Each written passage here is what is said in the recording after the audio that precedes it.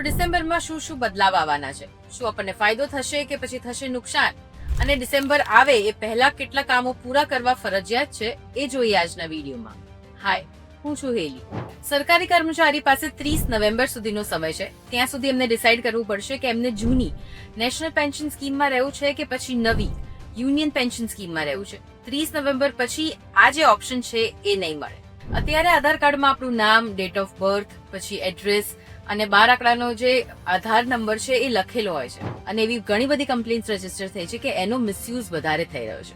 તો આધાર કાર્ડને વધારે સુરક્ષિત બનાવવા માટે એવું પોસિબલ છે કે એક નવું આધાર કાર્ડ આવે, જેમાં આધાર ધારકનો ફોટોગ્રાફ હશે અને QR કોડ હશે, જેમાં આપણી બધી જ પર્સનલ ઇન્ફોર્મેશન સિક્યોર રહેશે.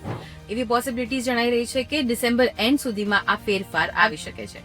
ટેક્સના જેટલા પણ કામ તમારે બાકી છે બધા જ કામ 30 નવેમ્બર પહેલા તમારે પૂરા કરવાના રહેશે. પછી LPG સિલિન્ડર્સ, એના ભાવ દર મહિને ચેન્જ થતા હોય છે. તો આ 1 ડિસેમ્બરે ભાવમાં વધારો થાય છે કે ઘટાડો થાય છે એ તો જોવાનું જ રહ્યું. જે પણ પેન્શન ધારક છે એમને એમનું લાઈફ સર્ટિફિકેટ એટલે કે જીવન પ્રમાણપત્ર 30 નવેમ્બર પહેલા જમા કરાવવાનું રહેશે. જો તમે જમા નહીં કરાવો તો તમને આવતા મહિનેથી પેન્શન મળવાનું બંધ થઈ જશે. અને આ લાઈફ સર્ટિફિકેટ તમે હવે ઇઝીલી ઘરે બેઠા બેઠા તમારા ફોનથી જ કરી શકો છો. કેવી રીતના કરવાનું છે એ જાણવું હોય તો અમારો આ વિડીયો ચોક્કસથી જોઈ લેજો. એટલે જો તમારે પેન્શન, ગેસ કે ટેક્સ રિલેટેડ કંઈ પણ કામ હોય તો આજે જ પૂરું કરી દેજો, કારણ કે 30 નવેમ્બર પછી નહીં કરી શકાય. અને આ માહિતી જલ્દીથી જલ્દી તમારા બધા જ ફ્રેન્ડ્સની સાથે શેર કરી દો, જેથી કરીને જો એમને પણ આમાંથી કોઈ કામ બાકી રહી ગયું હોય તો એ કરાવી લે.